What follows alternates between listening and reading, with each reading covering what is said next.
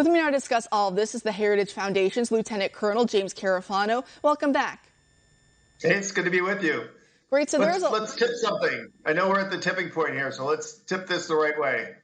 You're exactly right. So there's a lot to unpack here, but let's start with this. Which of Biden's unforced errors that you know in your recent piece will have the worst ramifications in the years to come? Well, actually, it's sad because there's some real competition there. I think the border decision wins. Because essentially when you start to put in policies, which are open border policies, essentially, and which really are only there to please a very small part, even of the president's people that voted for the president, the real liberal, progressive, activist groups, they're pleased, but everybody else loses. Look, it's bad public health policy. When you're doing catch and release, you're putting people with COVID back out on the street. Masses of the people sneaking in the country, they have COVID. There's not vaccine for these people. So literally, as you are telling everybody to triple mask and hide in their homes, you're importing more virus every day. It's like opening the tap, filling the bathtub and leaving the drain open, and you're never going to stop. So it's a public health disaster. I don't even think the administration understands that. It's bad from a national security standpoint because all that illegal immigration, all that money goes into the cartels. They control all the illegal traffic, and it just pushes money into the cartels. They turn around, they use that to buy opioids. They contribute to the opioid epidemic. It's a disaster. It's a human rights disaster because all the people that are rushing to get here, they're all completely exploited. They are raped, they are murdered, they are robbed, they are trafficked, they're held for ransom. I mean, it's just a human rights disaster. So actually by saying we care, you're actually making life miserable for all these people. And of course, we have massive unemployment here, and you're just bringing in a bunch of people who all they want to do is get a job. I don't understand how it works. And then finally, it's a disaster for Latin America, for Mexico, for all the countries in Central America. So in every possible way, it doesn't serve anybody other than an extreme leftist agenda. And we'll have to live with that problem because we'll have more millions of illegal people here. And their answer will be very simple. Well, now we have to give them all amnesty.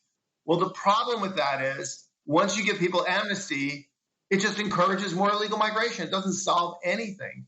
So I do think that would be my top failure of the team so far in foreign policy. Yeah, we see Biden, he's going after the Remain in Mexico policy. We saw the catch and release. We see he's going after the Safe Third Country agreement as well. I believe it was on Tuesday when he was signing a lot of these different executive orders and executive actions. He got a little defensive about the amount of executive orders and actions that he's been signing, saying, oh, I'm not making new policy. I'm just eliminating bad policy. And I believe it was today the new White House press secretary, Jen Psaki, she couldn't keep track of all the executive orders that Biden's been signing. What do you think about that? Well, how can you say you're eliminating bad policy when the border has never been more secure? We've never been more effective at battling the cartels. We've never had closer cooperations with us in Latin America on illegal migration. We've never seen bigger reductions in the illegal population here. We've never done more to address the human rights issues, including human trafficking.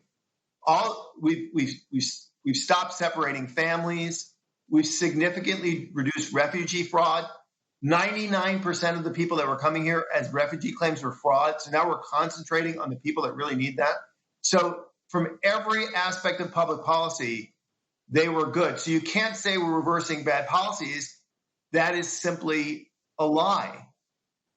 And we see Biden, he's trying to talk tough about Russia, trying to distance himself from his predecessor, who he claimed was a puppet of Putin. Yet the strange thing here with Biden is that whereas President Trump actually acted tough with Russia, Biden necessarily, he doesn't back up what he's saying. Of course, we're seeing the New START treaty. He's just extending that. He didn't exactly have Russia make any great concessions on that front. We also see Biden taking away the permits for the Keystone XL pipeline. And of course, the issue there is that when America's energy dominant, we're in direct competition with Russia and Saudi Arabia, two countries who are also deeply engaged in the energy industry. So talk to me a little bit about that as well, the New START treaty. What's going on there?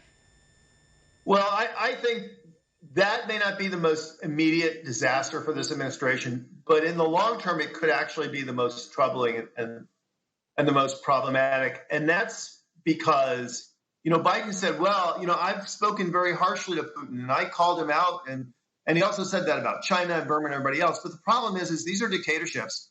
They're answerable to nobody. They don't care if you call them names.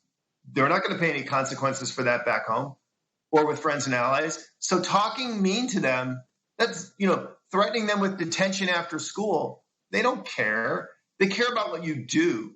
They pay attention to your actions, not your words. And so far, Biden has done a lot of finger wagging, which accomplishes nothing. But when you say, well, what have you actually done to put it to countries like Russia and China and Iran and let them know, we're going to protect ourselves? The answer is not only have they not really done anything yet, they've actually done the opposite of that. And the New START Treaty is a good example. Obama implemented the New START Treaty to have something to say, well, we're going to work with the Russians. The reasons why the Russians signed that treaty under Obama is it gave the Russians everything and we got nothing. So, of course, they signed that deal. When it was getting ready to expire this year, the Trump administration was negotiating very hard to get a better deal that addressed all the flaws in the deal. And they were putting enormous pressure on Russia. The Biden team walked in the door and said, forget about that. We'll just sign the treaty as it is. Well, that is a complete gift to Putin. And people were shocked the next day when he rushed to sign the treaty. I go, well, of course he signed the treaty. It doesn't require him to do anything. And, and he's got, challenges at home. You're just giving him something for nothing. Look, you get the Russians or the Chinese or the Iranians something for nothing, and they think either one, you're gullible, stupid, or weak, or you're hiding something. So his rhetoric may have been tough, but rhetoric is meaningless with the Russians. His actions so far are actually the kind of thing that will encourage the Russians to be more aggressive.